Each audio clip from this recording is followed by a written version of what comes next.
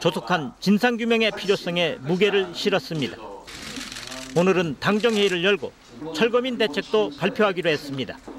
국민들의 올바른 사태 파악을 위해서 또 국민들의 바른 여론 형성을 위해서도 매우 기여할 것 같습니다.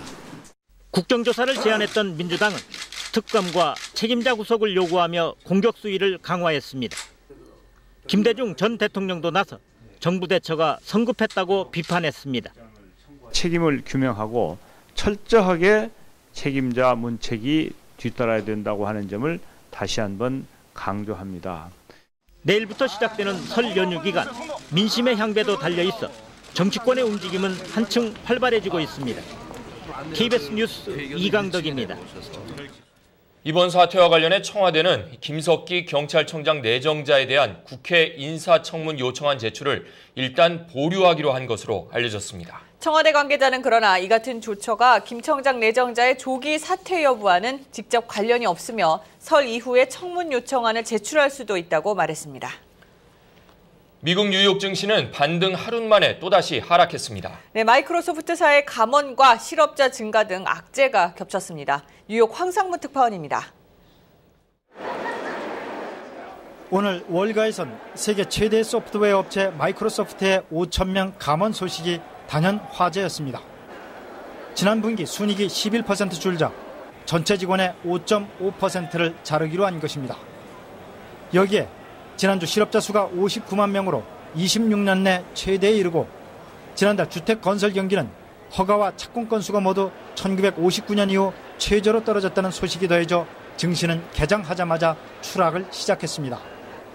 다우지수는 하루 만에 8,000선이 다시 무너지기도 했는데 오후 들어 새 정부의 경기 부양책에 대한 기대감이 다시 살아나며 낙폭이 줄어 8,000선은 지켰습니다. 다우지수는 어제보다 105포인트 1.2% 내린 8,122를 기록했고 나스닥과 S&P 500 지수도 각각 2.7%와 1.5%씩 내렸습니다. 국제유가는 미국의 원유 재고 증가 소식에 크게 내렸다가 오페크의 감산 이행이 임박했고 증시도 낙폭을 줄이고 있다는 소식에 다시 올라 소폭 상승으로 마감했습니다. 3월 인도분 서부 텍사스산 원유는 배럴당 12센트 오른 43달러 67센트를 기록했습니다. 새 대통령의 취임 이후 뉴욕 증시는 연일 폭락과 폭등을 거듭하면서 실망과 기대가 엇갈리는 불안한 모습을 보이고 있습니다. 뉴욕에서 KBS 뉴스 황상무입니다. 이런 갖가지 악재 속에 미국 오바마 행정부는 강한 달러 정책을 천명했습니다. 네, 구제금융과 경기부양책 자금을 확보하기 위해서입니다. 워싱턴에서 이현주 특파원이 전합니다. 신임 미 오바마 정부의 경제수장격인 가이트너 재무장관 지명자가 강한 달러는 미국의 국익이라고 선언했습니다. 가이트너 지명자는 미 상원 인준 청문회 서면 답변에서 인준이 되면 재무장관으로서 이 목표를 달성하도록 노력할 것이라고 밝혔습니다. 무엇보다 곧 본격화될 부양책과 구제금융 등 자금 조달을 위한 해외 투자자금 유인책을 의식한 것으로 풀이되고 있습니다. 미 백악관도 오늘 첫 브리핑에서 경제 회복을 위해 모든 방법을 다 동원할 것임을 강조했습니다. That the president will do everything possible to prevent a financial catastrophe, to ensure the working of the financial system.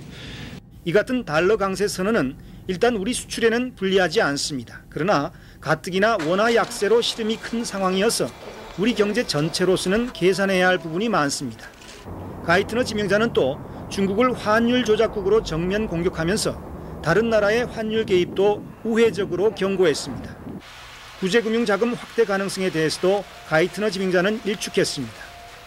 가이트너 지명자 인준안은 오늘 상임위원회를 통과해 늦어도 다음 주 초에는 전체 회의 표결이 이뤄질 예정입니다. 마침 미 하원도 다음 주 중 부양책에 대한 본격 심의에 들어간다고 선언했습니다. 워싱턴에서 KBS 뉴스 이현주입니다. 네, 이 밖에 오늘 아침 간추린 주요 소식입니다. 뉴스클릭입니다. 인터넷을 이용해 상습 도박을 한 혐의로 기소된 방송인 강병규 씨에게 징역형이 구형됐습니다. 검찰은 어제 열린 첫 공판에서 강 씨가 6개월간 수백 차례에 걸쳐 도박 사이트에 접속하고 해외로 거액을 송금한 사실이 명백하다며 징역 2년을 구형했습니다. 강 씨는 2007년 10월부터 지난해 5월까지 인터넷 도박 사이트에 26억 원을 송금하고 80여일간 일명 바카라 도박을 해서 12억 원을 잃은 혐의로 기소됐습니다. 러시아에서 어학 연수 중인 한국 여대생을 상대로 화상 테러를 입힌 용의자 3명이 검거됐습니다. 10대와 20대인 이들은 지난 3일 모스크바 푸슈킨 언어대학 앞에서 한국인 어학 연수생에게 액체 인화성 물질을 붓고 불을 붙여 2도